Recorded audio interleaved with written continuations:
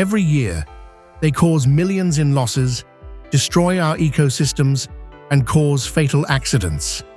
They are a farmer's nightmare, a force of nature that seems unstoppable, capable of destroying an entire season's work in a single night.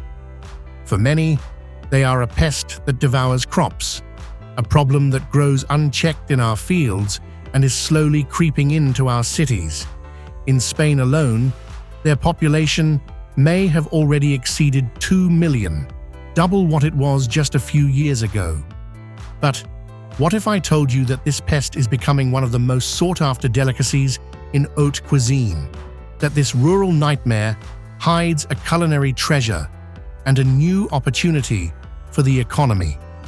This is the incredible story of how wild boars went from being the #1 enemy of the countryside to a true luxury on the table.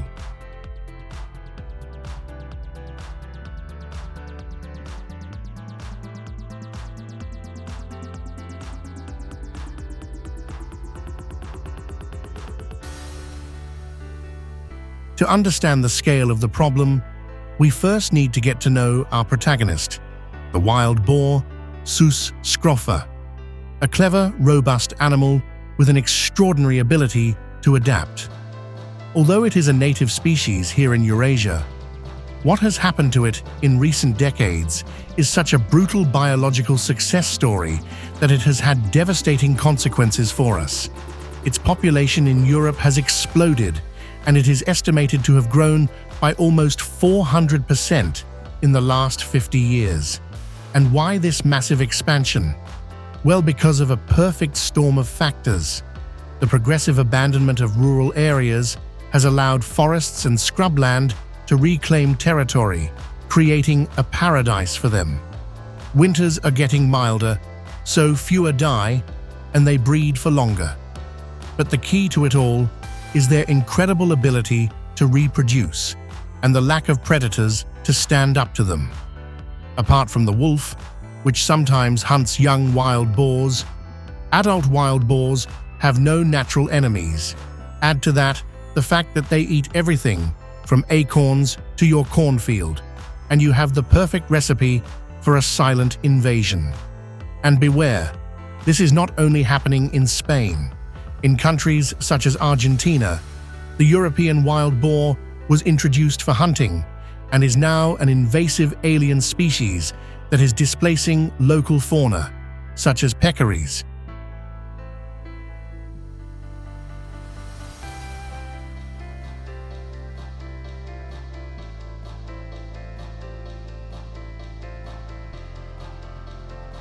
For a farmer, listening to wild boars at night is the soundtrack of disaster.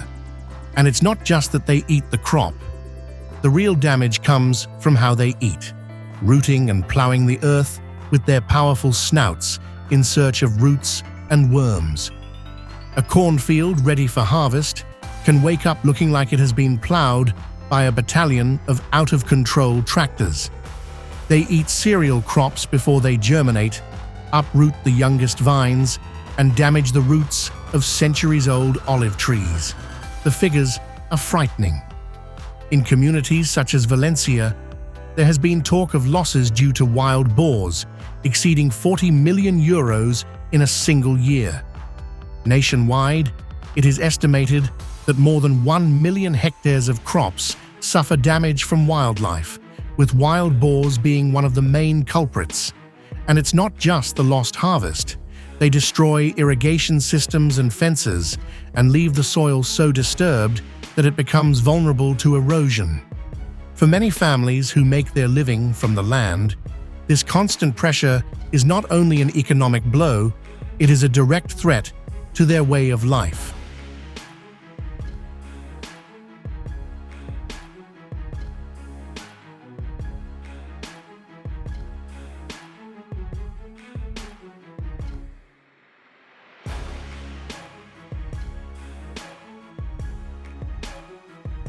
But the problem is no longer confined to the countryside. As their numbers grow, wild boars are venturing into the outskirts of towns, into cities, and above all, onto our roads. Traffic accidents involving animals have skyrocketed, with wild boars being the #1 culprit. In 2022 alone, there were more than 35,000 traffic accidents involving animals in Spain, with wild boars responsible for 40% of them. These nighttime collisions on the road are extremely dangerous. An animal that can weigh more than 100 kilograms and suddenly appears in the dark causes very violent crashes, not to mention the swerves to avoid it that end up making things worse. Statistics show thousands of accidents per year, with enormous material costs and, worse still, injuries and deaths. The problem is so serious that the DGT, Spanish Traffic Authority, has had to create specific signs to warn of their presence at black spots. In addition, seeing them in cities, overturning rubbish bins, destroying parks, and losing their fear of people is an increasingly common and worrying sight.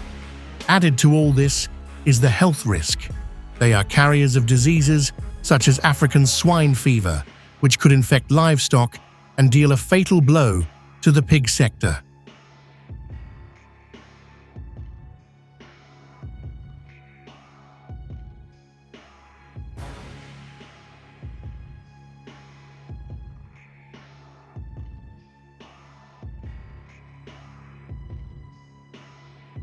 Put yourself in the shoes of that person who gets up before sunrise.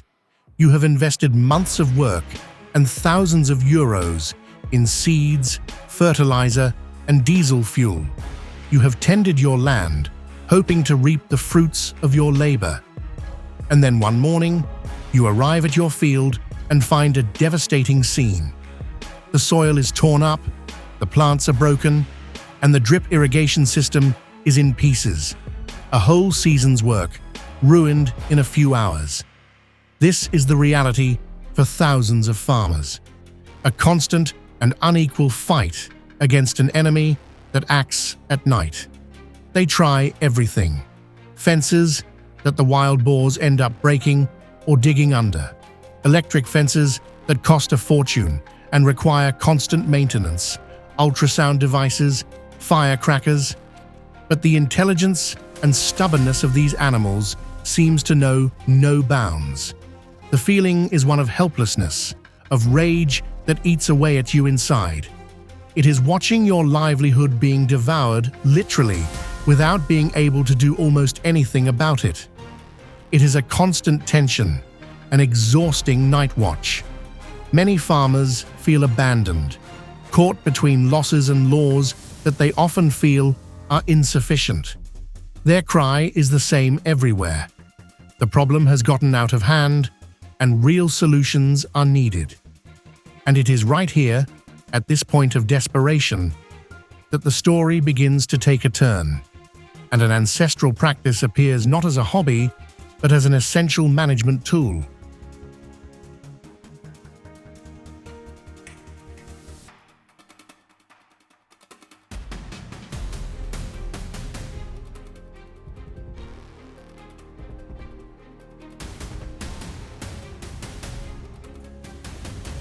And it is here, at the limit of the farmer's despair, that a solution as old as the conflict between man and nature itself comes into play: hunting. But beware, it is very important to make a distinction. We are not talking about hunting as a simple sport, but about hunting as a game management tool, a regulated and necessary activity to restore a balance that we have lost. When a species has no predators and reproduces at this rate, controlling its population is the only strategy that works to reduce damage. The authorities, seeing the mess that has been created, occasionally declare a hunting emergency in the most affected areas. This allows for more flexible hunting regulations, extending the periods and methods allowed with a very clear objective: to reduce the density of wild boars. This is a direct and selective intervention, designed to make their populations compatible with agriculture and road safety. Far from being a threat to the species, this management seeks to make it sustainable in the long term, preventing an excess population from causing disease among them or completely destroying their own habitat. It is a technical decision based on data on accidents, damage, and censuses, and it is carried out by key figures, hunters.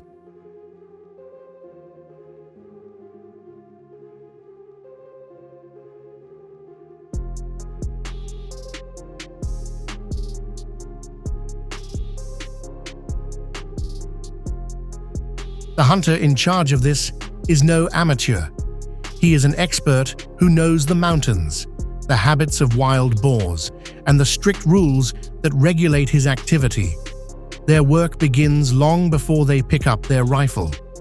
It involves hours of observation, searching for tracks, footprints, and those wallows where they roll in the mud to get rid of parasites. It involves studying the wind, knowing every trail, and understanding how an incredibly cunning animal thinks. His equipment is an extension of that knowledge. The weapon is not chosen at random. Powerful caliber rifles are used, capable of killing such a tough animal quickly and cleanly so that it does not suffer. Calibers such as the .3006, the .300 Winchester Magnum, or the 9.3x62 are common, chosen for their punch. Ammunition is also key. Bullets that expand on impact are used to ensure an ethical and effective kill.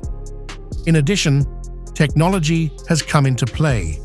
Motion-activated camera traps allow hunters to study the animal's routines without disturbing them, identifying individuals, schedules, and routes. Thermal and night vision scopes, where permitted by law, are a powerful tool for hunting from a blind because they allow you to identify the animal perfectly in complete darkness, ensuring safety and that you shoot what you need to shoot. Today's hunter combines lifelong knowledge of the countryside with 21st century technology, all under a very strict code of ethics that puts respect for the animal and safety above all else.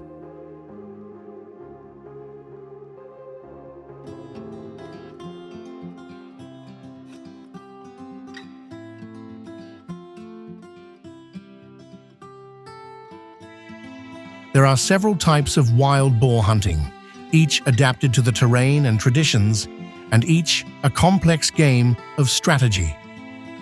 Waiting or stalking.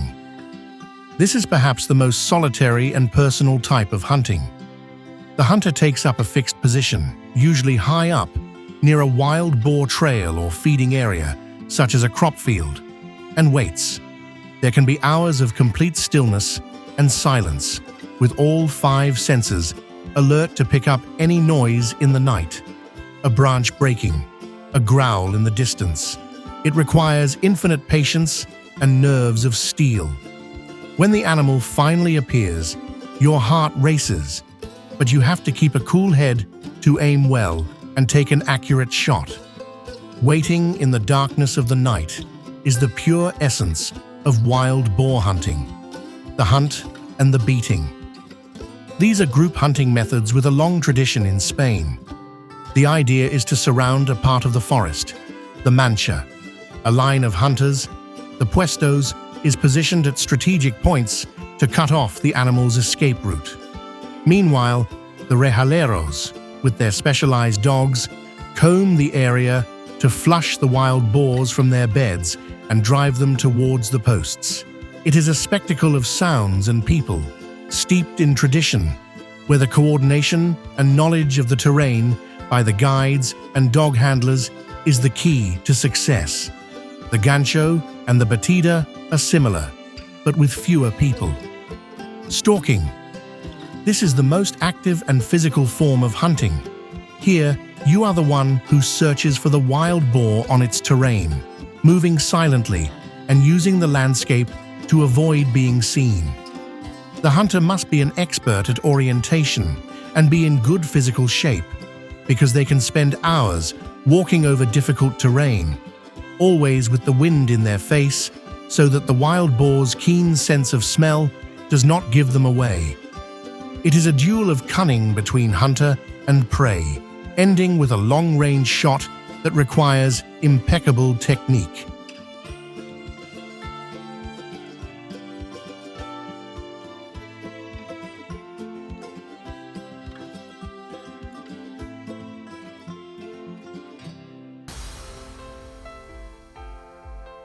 Imagine the scene during a nighttime wait. There is barely any moonlight. The cold is starting to set in. The hunter has been sitting still, in his position, for 3 hours. All you can hear is the wind in the trees and an owl in the distance. Suddenly, a crackling sound. It's not the wind. It's a heavy, deliberate sound. Your heart skips a beat. Through the thermal scope, a heat signature appears at the edge of the field. It's large, a lone male. The animal advances cautiously, raising its snout, sniffing the air. Each step it takes seems to last an eternity. The hunter raises his rifle slowly, without making the slightest noise. He rests the butt on his shoulder, looks for the silhouette in the crosshairs of the scope. He controls his breathing. He inhales, exhales. He looks for the vital area, just behind the shoulder. A clean shot there is fatal. The boar stops for a second to root around. This is the moment. His finger moves gently to the trigger. The tension is at its peak. Everything comes down to this instant. A sharp crack breaks the silence of the night. The echo reverberates through the valley. The animal collapses, the result of a precise and deliberate action. The hunter waits a few minutes, alert. Then, with the satisfaction of a job well done, he climbs down from his post to approach the animal. There is no euphoria, but rather a deep respect for the magnificent animal he has killed. The first part of the mission is over, but now the second part begins. The part that gives meaning to all this.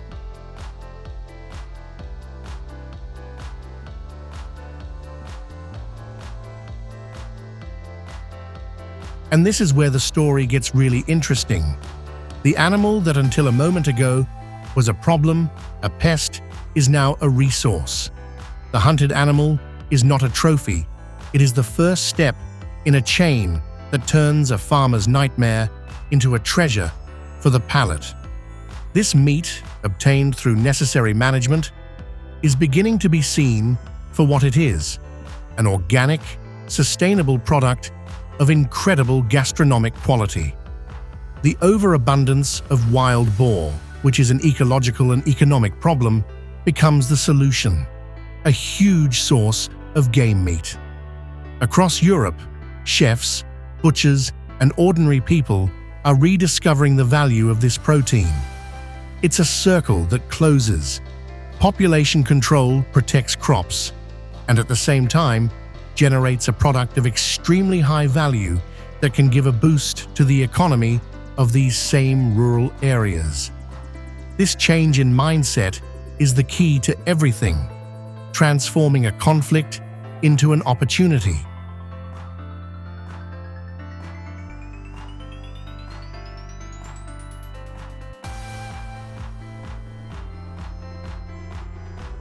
So what's so special about wild boar meat? Well, forget the idea that it's tough and has an overly strong flavor. When properly prepared and cooked, wild boar meat is a marvel. Compared to its domestic cousin, pork, wild boar meat is much leaner and has a very intense dark red color. Its flavor is more complex, with hints of the forest, acorns, roots, and herbs that it has eaten. Nutritionally, it is an excellent meat. It is rich in high-quality protein, which is essential for muscles. It has very little fat, and what it does have is healthier than that of farm-raised pork. It also provides essential minerals such as iron, which is easily absorbed, potassium, phosphorus, and B vitamins. In short, it is a natural meat from an animal that has lived in the wild without hormones or antibiotics, a 0-kilometer product by definition.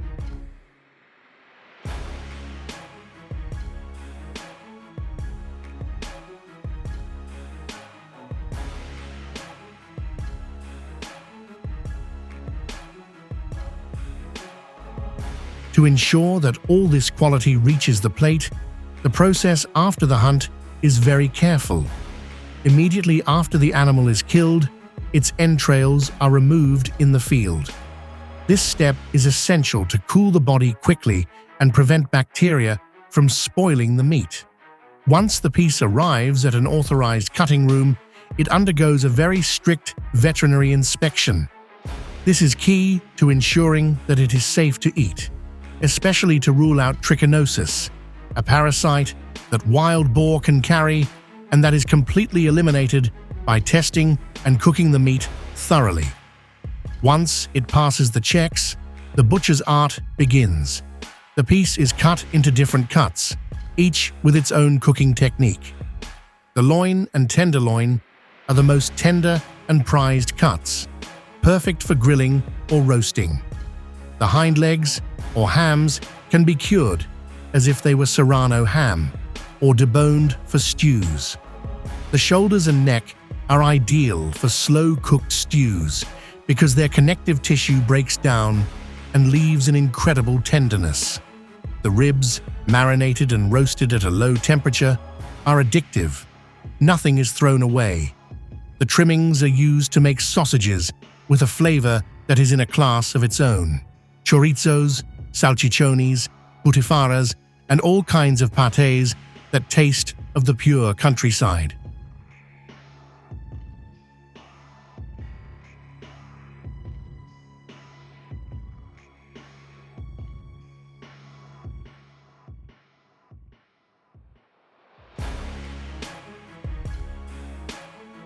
And now, the meat arrives in the kitchen, and this is where the alchemy begins. The key to cooking wild boar is understanding what it is like. As it is a lean, fibrous meat, it is ideal for long, low-heat cooking, which breaks down the collagen and leaves it so tender that it falls apart. One of the most famous recipes is wild boar stew, or civet. Normally, it all starts the night before, leaving the meat to marinate in red wine with vegetables such as onions and carrots, and herbs such as rosemary, thyme, and bay leaves. This marinating not only tenderizes the meat, but also gives it a spectacular depth of flavor. The next day, the meat is seared in a hot pan to seal in its juices. The vegetables from the marinade are then sautéed in the same oil. Next, the meat is returned to the pan. The marinade wine and a good broth are added, and it is left to cook over a very, very low heat for hours. The smell that fills the kitchen is incredible, a mixture of wine, herbs, and the wild scent of the meat. Towards the end, some chefs add the masterful touch, a few ounces of dark chocolate, which gives the sauce shine and thickness and a hint of bitterness that balances the dish perfectly. The result is a dark, almost black stew with a thick sauce and meat so tender that it falls apart just by looking at it. But wild boar can be used for much more. The loins can be grilled, leaving them pink on the inside, and served with a red fruit or mushroom sauce. They can be used to make gourmet burgers, cured carpaccios, or ragouts for fresh pasta that are in a league of their own. From being a threat to crops, wild boar has become the star of rustic haute cuisine.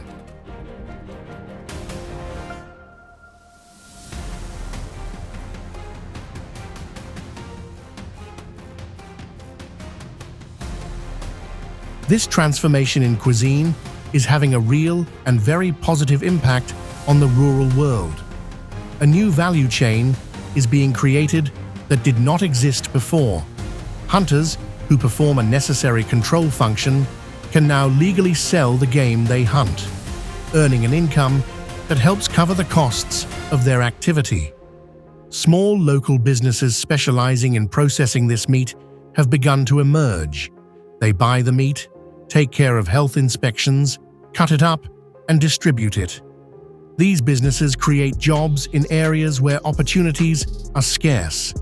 And in the end, restaurants and rural guest houses become the best showcase. By offering wild boar dishes, they not only revive traditional recipes, but also attract a new type of gastronomic tourist. People looking for authentic flavors and experiences linked to the land. It is a perfect circle of local economy. The management of an environmental problem finances and sustains an economic activity that highlights the value of the area's resources. Farmers see their crops better protected, hunters see their work rewarded, local entrepreneurs create wealth, and diners enjoy a unique, sustainable, and delicious product. The pest has become an opportunity for development, proving that sometimes the solution to our most modern problems lies in the most ancient practices.